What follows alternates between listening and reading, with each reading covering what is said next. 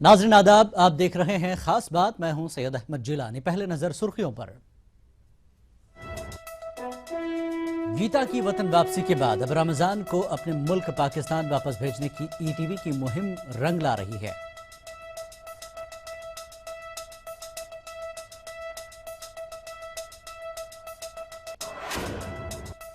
Allahabad high court ने अरुण जेटली पर से मुल्क से बगावत करने के इल्जाम में दायर मुकदमे को किया खारिज।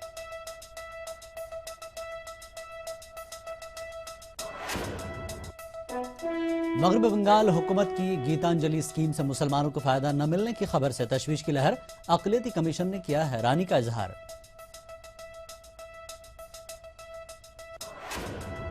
अहमदाबाद म्युनिसिपल कॉरपोरेशन इलेक्शन में 3 मुस्लिम उम्मीदवारों को बीजेपी ने दिया टिकट। मुसलमानों में नाराजगी।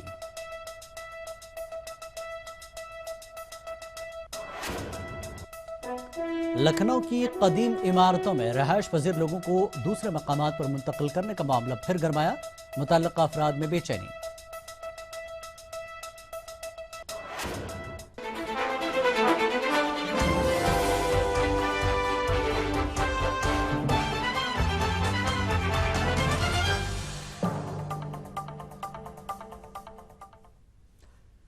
तो ये थी सुर्खियां, और अब खास बात में पहले बात करेंगे उत्तर प्रदेश वक्फ बोर्ड की। उत्तर प्रदेश में वक्फ बोर्ड सिर्फ कागजी शेर बनकर रह गया है। रियासत के चीफ सेक्रेटरी की जानिब से भेजे गए एक मकतूब में इस पर नाराजगी जाहिर की गई है कि वक्फ बोर्ड को कम अहमियत का इदारा समझकर इसके मकतूबात का जवाब तक नहीं दिया जाता है। मकतूब में वक्फ बोर्ड के अहकामात पर अमल को यकीनी बनाने की हिदायत दी गई है। पेश लखनऊ से इरफान अली की ये रिपोर्ट।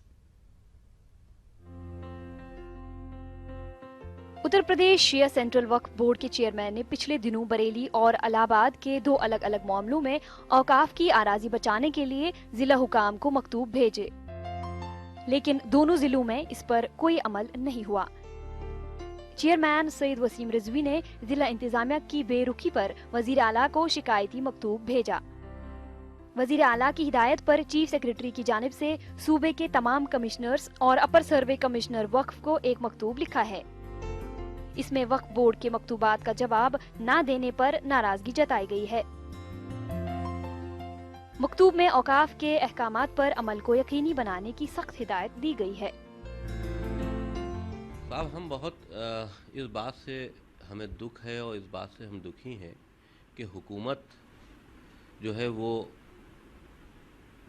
बहुत अच्छे फैसले ले रही है, वक्फ प्रॉपर्टी को बचाने के लिए काम कर रही है, लेकिन जो उनके मातहत अधिकारी हैं वो हमारे जो ख़त जाते हैं, जो वक्फ प्रॉपर्टी पे अगर कब्ज़ा हो रहा है हम उनको लिखते हैं तो वो उसको उस पर कोई एक्शन नहीं लेते। हमने तो माननीय मुख्यमंत्री जी को इस सिलसिले में लिखा था, माननीय मंत्री जी को इस सिलसिले में लिखा था। जो भी बोर्ड से कार्रवाई होती है उसका इम्प्लीमेंटेशन बहुत जल्दी होना चाहिए।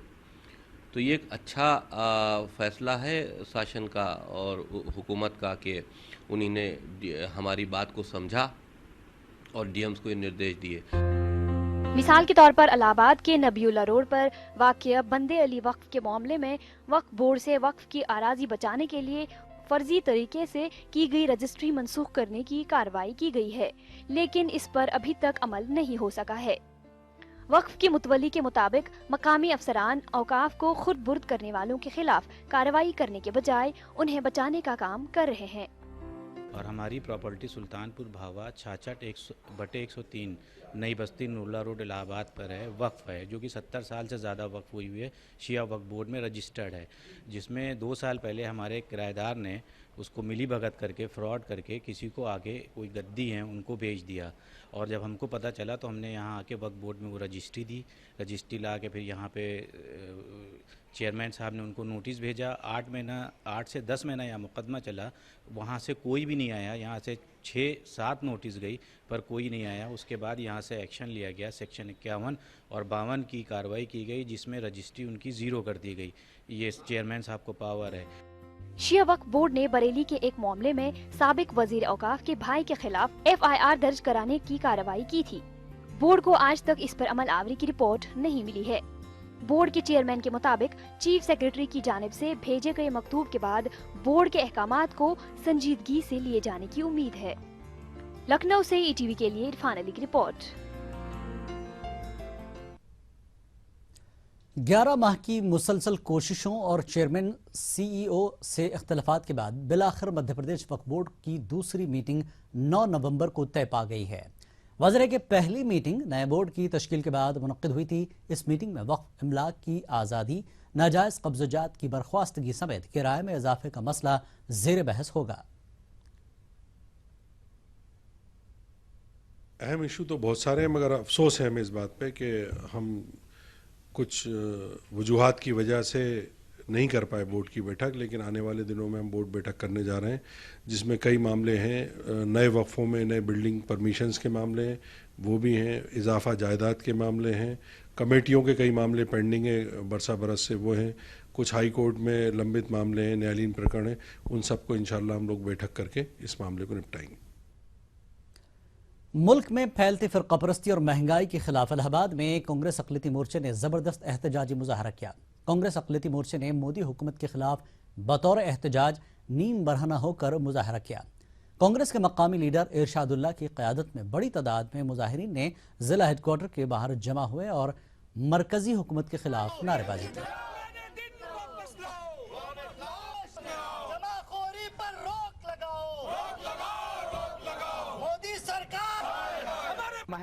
महंगाई पर हम लोगों ने कपड़ा उतार कर प्रदर्शन किया, क्योंकि आज लोगों के पास खाने को कुछ बचा ही नहीं। दाल, प्याज, चीनी, आटा, तेल, कोई ऐसी चीज नहीं है जो लोगों के पास मुहैया हो। अगर लोग खाना खाना चाहते हैं तो कपड़ा उतारना ही पड़ेगा, क्योंकि आज वो स्थिति देश के अंदर आ गई है। अगर आप बच्चों को पढ़ाना चाहेंगे तो बच्चों को हम पढ़ाएं कि बच्चों को खाना खिलाएं। आज हमारे बच्चों के भविष्य में भी एक ऐसा वो हो गया कि मैं समझ नहीं पा रहा हूँ कि बच्चों को कैसे पढ़ाया जाए, क्योंकि महंगाई अपने आप एक चरम सीमा को लांघ गई है, चरम सीमा को पार कर गई है। बढ़ती महंगाई और मौजूदा हुकूमत की इख्तिसादी पॉलिसी के खिलाफ मेरठ में कांग्रेस जिला और शहर यूनिट मेंबरान ने कमिश्नरी चौराहे पर एहतजाजी मुजाहरा किया। कमेटी अरकान ने मार्च करते हुए डीएम ऑफिस पहुंचकर मजिस्ट्रेट को मेमोरेंडम पेश किया।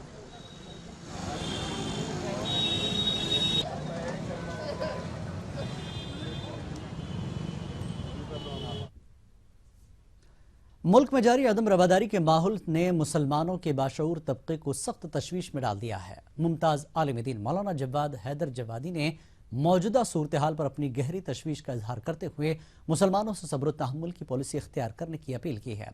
इलाहाबाद में ईटीवी से बात करते हुए मौलाना जवाद हैदर ने कहा कि इस वक्त मुसलमानों को इत्तेहाद का मुजाहरा करते हुए इस्लामी तालीमात पर अमल करने की ज़रूरत है। इस्लामी एतबार से अगर कुरान मजीद का सरसरी तौर पर जायज़ा लिया जाए तो परवरदिगार आलम ने ख़ुद अपनी ज़ात को भी जो लोगों के सामने तारुफ़ कराया है वो भी एक मुअल्लिम की हैसियत से। इसके बाद दूसरे मरहले पर पैगंबर का तारुफ़ कराया गया तो उनको भी मुअल्लिम कुरान ही की हैसियत से। तीसरे मरहले पर अइम्मा मासूमीन अलैहिमुस्सलाम या सहाबा किराम, इनको भी मुअल्लिम कुरान और मुअल्लिम किताब की हैसियत से। पैगंबर को भी भेजा अल्लाह ने तो तज़किया नफ्स के वास्ते और तालीम कुरान के वास्ते। खास बात में खबरों का सिलसिला जारी रहेगा एक ब्रेक के बाद।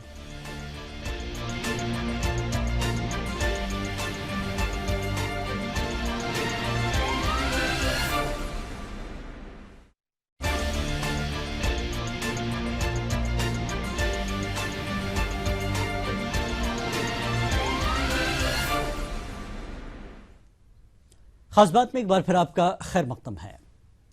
इलाहाबाद हाईकोर्ट ने मरकजी वजीर खजाना अरुण जेटली पर से मुल्क से बगावत करने के इल्जाम में दायर मुकदमे को खारिज कर दिया है।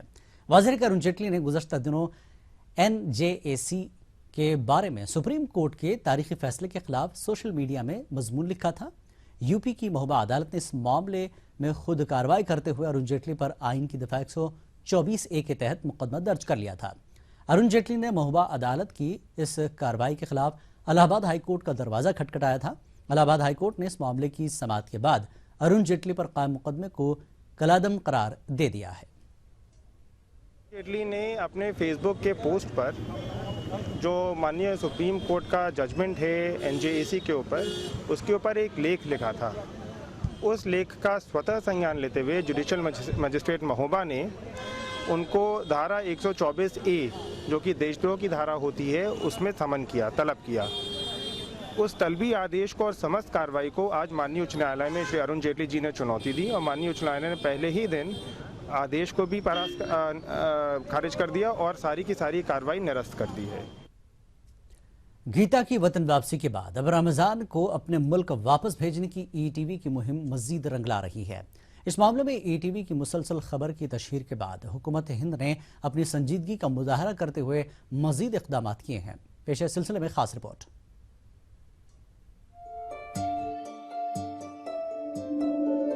रमजान जिसका ताल्लुक पाकिस्तान के शहर कराची से है, रमजान 2 साल कबल अपनी वालिदा से मिलने के लिए बांग्लादेश से निकला था, लेकिन उसे ये नहीं मालूम था कि मंजिल उसे कहां ले जाएगी। मुख्तलिफ दुश्वार राहों से गुजरते हुए रमजान 2 साल कबल भटकते हुए भोपाल पहुंचा था, जहां भोपाल पुलिस ने उसे बच्चों के लिए काम करने वाली तंजीम उम्मीद के हवाले कर दिया था। रमजान को उम्मीद के जिम्मेदारान से बहुत सी उम्मीदें वाबस्ता हुई और वो फोन के जरिए अपनी वालिदा से बात करने में कामयाब हुआ, लेकिन वतन वापसी की उसकी राहें खुलती नजर नहीं आ रही थी। इस सिलसिले में इंसानी नुक्ते नजर को सामने रखते हुए ईटीवी ने रमजान की वतन वापसी की मुहिम शुरू की। ईटीवी की तहरीक को उस वक्त मजीद तक़वियत मिली जब गीता की वतन वापसी के बाद मुल्क के दूसरे इदारों ने भी ईटीवी की मुहिम से कंधे से कंधा मिलाते हुए रमजान की वतन वापसी की बात शुरू कर दी। ये उसी तहरीक का नतीजा है कि वजीर खारजा सुषमा स्वराज की हिमा पर पाकिस्तान ने रमजान की वालिदा से मुलाकात की। इस सिलसिले में उम्मीद चाइल्ड लाइन की डायरेक्टर काया क्या कहती हैं, आप खुद सुने।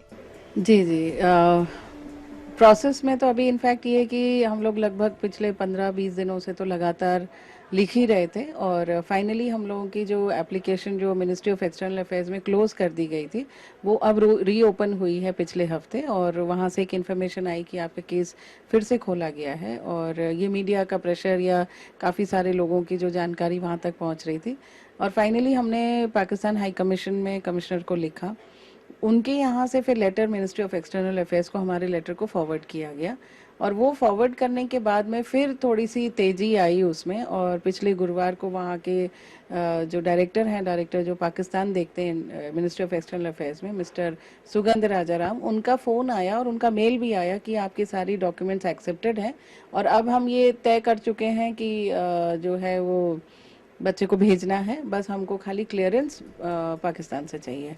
भोपाल में रमजान की वतन वापसी को लेकर मुमताज शायर और सामाजिक कारकुन विजय तिवारी भी इस कोशिश को जारी रखते हुए और लगातार पाकिस्तान और हिंदुस्तान के लोगों से राब्ता कायम किए हुए हैं। मिस्टर पीके जैन साहब हैं, जो है उनका भी फ़ोन आया था एक आध हफ्ते पहले, और उसके बाद में उनको मैंने डिटेल ईमेल किया था। तो आज ही सुबह उनका फ़ोन आया कराची से कि मैं कराची पहुंच गया हूं तिवारी जी, यहाँ किस किस से कांटेक्ट करना है। तो मैंने उन्हें जो लोग उससे संबंधित हैं और मेरे पत्रकार दोस्त हैं वहाँ, जावेद सावा साहब और तंजीम फातिमा साहब लाहौर की, उनका नंबर दे दिया है, बच्चे की अम्मी का नंबर दे दिया है, और उन्होंने आज ही मुझे आश्वस्त किया है कि बहुत जल्दी हम कोई ना कोई रिजल्ट पॉजिटिव जो है इसका देंगे। आज हम आए हैं। रमजान की वतन वापसी को लेकर दोनों मुल्कों से जिस तरह से कोशिशें की जा रही हैं, उसे देखते हुए यही लगता है कि बहुत जल्द रमजान की वतन वापसी होगी और वो अपनी माँ की ममता की छांव में अपनी जिंदगी को परवान चढ़ा सकेगा। भोपाल से कमर गौस की खास खबर। अहमदाबाद म्यूनिसिपल कॉरपोरेशन के 48 वार्ड और 192 सीटों पर होने वाले इलेक्शन के पेश नज़र बीजेपी ने अपने उम्मीदवारों की फहरिस्त जारी कर दी है, जबकि कांग्रेस ने अभी अपने उम्मीदवारों के नामों का ऐलान नहीं किया है। इस बार बीजेपी ने 3 मुस्लिम उम्मीदवारों को टिकट दिया है, जिसके बाद मुसलमानों में नाराजगी देखी जा रही है। नाइंसाफी है और ये जुआपुरा का बहुत बड़ा इलाका है, ये 7 लाख की बस्ती का आबादी है इसमें, और बीजेपी 2 मुस्लिमों को टिकट दे के ये नाइंसाफ़ी कर रही है। ये वादे तो बीजेपी के बड़े बड़े जो अभी ऊपर जाके बैठे हुए हैं वो लोगों ने सबके लिए वादे झूठे करे ले, और ये गलत हो रही है मुसलमानों के साथ। बीजेपी आज दिन तक जितने दावे किए वो दावे तमाम फोक हैं। अभी बोला अभी फोक चल रहा है। हाल में इलेक्शन चल रहा है गुजरात में, अकलियत की बस्ती काफ़ी है, आप देख रहे हैं जैसे कि पाटीदार समाज ने क्या क्या नहीं किया, उसके बावजूद उनको ज़्यादा तादाद में टिकटें दी जा रही है। और माइनॉरिटी अक़लियत की बस्ती इतनी होने के बावजूद अहमदाबाद में सिर्फ 3 टिकट दी। खास बात का सिलसिला जारी रहेगा एक और ब्रेक के बाद।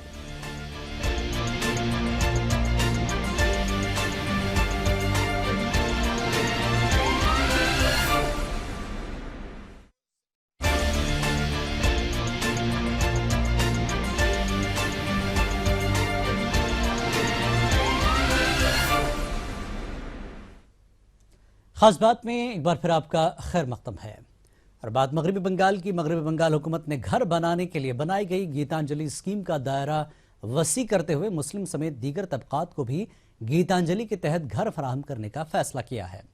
जराए से मिली खबर के मुताबिक ये स्कीम अब मुसलमानों के लिए नहीं होगी। मखसूस अक़लियती कमीशन ने इस फैसले को हैरान कुन बताते हुए दीगर स्कीमों में मुसलमानों की हिस्सेदारी को जरूरी बताया है।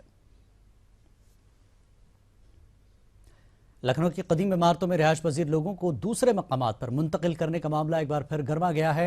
लखनऊ में जिला इंतजामिया और हुसैनाबाद ट्रस्ट की निगरानी में मुहर्रम से कबल 60 से ज्यादा खानदानों को लखनऊ के पारा इलाके में तामीर करदा फ्लैट्स में मुंतकिल किया गया था। एक बार फिर इस मुहिम के शुरू होने से लोगों में बेचैनी बढ़ने लगी है। जेटेट पास उम्मीदवारों के मुतालबे को लेकर मुख्तलिफ तलबा तंजीमों ने रांची में वज़ीर आला रघुवर दास की रहायशगाह का घेराव किया और गवर्नर हाउस के बाहर एहतजाजी मुजाहरा किया। वाज़ेह है कि टेट पास उम्मीदवार 3 सालों से तरक्की और नौकरी के इंतजार में है। जितने भी प्रतिभागी आए हुए हैं फासलाती तालीमी निज़ाम के बाब में हिंदुस्तान ने दूसरे ममालिक के सामने एक मॉडल पेश किया है जो काबिल तक़लीद होने के साथ साथ बेनज़ीर भी है। ताहम अभी इस ज़मन में बहुत कुछ किए जाने की ज़रूरत है। इन ख्यालात का इजहार उत्तर प्रदेश के गवर्नर राम नायक ने लखनऊ में किया।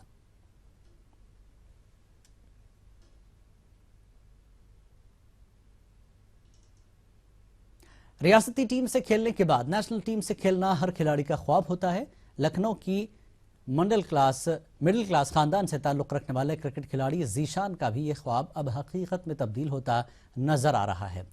जीशान अंसारी का इंतखाब इंडियन अंडर 19 क्रिकेट टीम के लिए किया गया है जो 17 नवंबर से अफगानिस्तान और बांग्लादेश के खिलाफ शुरू हो रही सीरीज में हिस्सा लेंगे।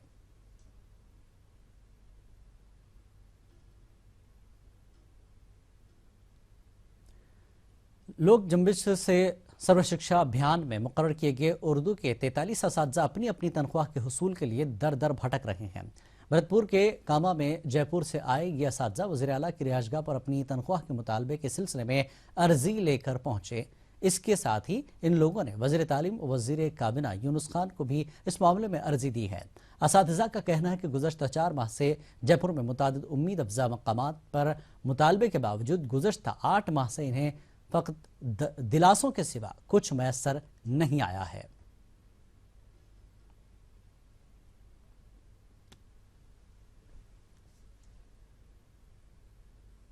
मुझे दीजिए इजाज़त। आदाब।